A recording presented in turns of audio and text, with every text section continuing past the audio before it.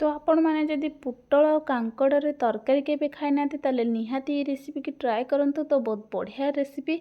तो आपण मैंने चिकेन मटन भाया लगे तो निहाती बनातु। गोटे तरकार आपण मैंने भात रुटी खाईदेवे आराम से, बहुत बढ़िया टेस्ट यार। तो देखिकी जानीपारे आमर तरकारी बढ़िया है। तो आपण मैंने निहाती बनातु। चलते आम ए तरकारी स्टार्ट करनवा। देखो से पोटल कांकड़ को मुझे भाजी नौची।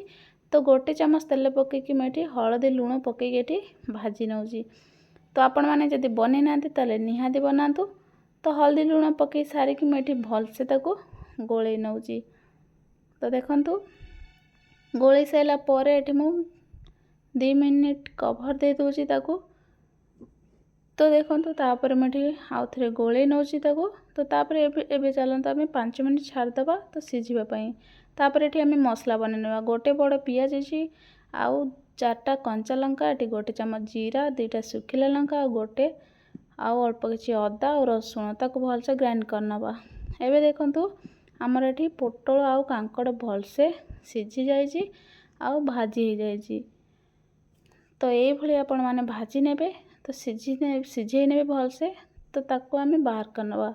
एबे तरकारी बनवा। तो देखंतु एठी सोरिष तेल मैं 2 ରୁ 3 चामच पकई नहीं। तापर एठी मु पियाज पकई नौची। पियाज भाजी सारा पर एठी जो ग्राइंड करथिली मसला पकई नौची। तापर अल्प किसी पानी पकई नौची।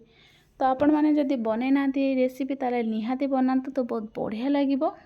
तो कांकड़ आ पोटल आलूर तरकारी एठी देखंतु मसला पकई सारा पर मुझे सब गुंड मसला पकई नहीं। तो ये देखो सब पकई सारा पर मुझे 5 ରୁ 7 मिनट मसलाटा को भलसे कषि नेबी।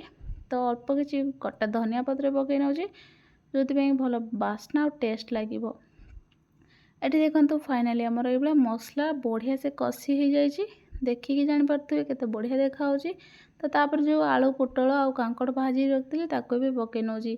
ताको एमती 2 ରୁ 3 मिनिट मसला सहित कषि सारा पर तो आपण मैंने निहाती कषि नेबे तो बढ़िया टेस्ट लगे। तापर देखंतु एटी मु अल्प पानी दे दूची। तो बेसी झोल करिवेनी, तो अल्प कषा टाइप रे करिवे भल लागिवो खाइबाकू। एटी देखंतु पानी दे सारा पर मुझे 5 ରୁ 7 मिनिट कवर दे दूची जो तरकारी हमर फुटी जीवो।